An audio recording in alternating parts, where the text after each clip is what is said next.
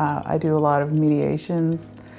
I am a registered neutral with the state of Georgia, so I'm drawn to dispute resolution, and I think the judges are the ultimate dispute resolvers. I like being part of the solution rather than being part of the problem. As a lawyer, you wage war all day, and I feel like as a judge, you're resolving wars. You're part of the peace process. And sometimes it's an imposed peace, but it's still part of the resolution process. Most problems result from people not being heard. And sometimes I sit in the back of a courtroom. You know, I'm only a part-time judge, so I still practice law. And sometimes I sit in the back of a courtroom and I see people struggling to make themselves understood. And it's really frustrating when I see judges not listen to them. You know, it's like the plot of every sitcom is a misunderstanding. And it's the same as everything, that people just want to be heard. And if you take the time to sit and listen, then it's more time on the front end, but it's less time on the back end. And you save time, and not only do you save time, but people are more satisfied with the results in the end. If I can provide that service to people, even if it's just a traffic ticket, you know, people just want someone to listen to them, that they weren't speeding or they don't believe they were, and this is their story, that I can make sure that for that 5 minutes or however it takes to listen to their story, that they've been heard for that part of the day, and that's very satisfying. Well, particular to the municipal court judges,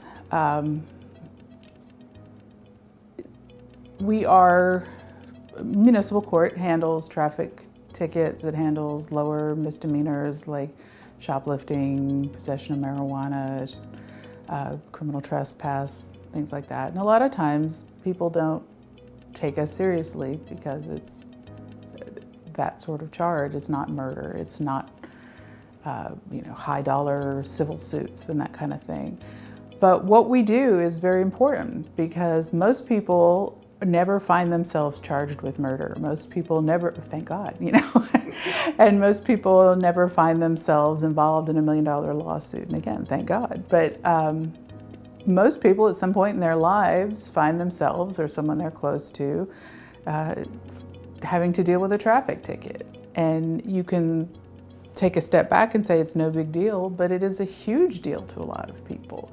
People who are living paycheck to paycheck, if they get a $400 ticket, it can make the difference between them paying their rent or not. And the judges that we have are often the only judge that people encounter in their lifetime. So we are the face of the judiciary and the justice system for most people. And if you look at the news and all the unfortunate unrest that has occurred, most of those were surrounding traffic tickets. So to say that it's no big deal is just disingenuous. And so my goal is to make sure that municipal court judges are taken as seriously as we need to be taken, that we take ourselves seriously, that we follow the rule of law, that the public understands that it's not just kangaroo court, that it's real court, that the law matters, that we are seen, that I guess it goes back to my other answer, that people listen to us just like we listen to the people who come in front of us, to see and be seen as members of the judiciary that have a great impact on the citizens of the state of Georgia. I have time to read the books that have been stacking up besides my bed. I've also been writing a whole lot more. I have 4 books that I have published on my own. I'm working on a novel that is now in the editorial process that I hope to get published hopefully in 2022. That's mostly what I do for fun. It has to do with words. I love the way words work.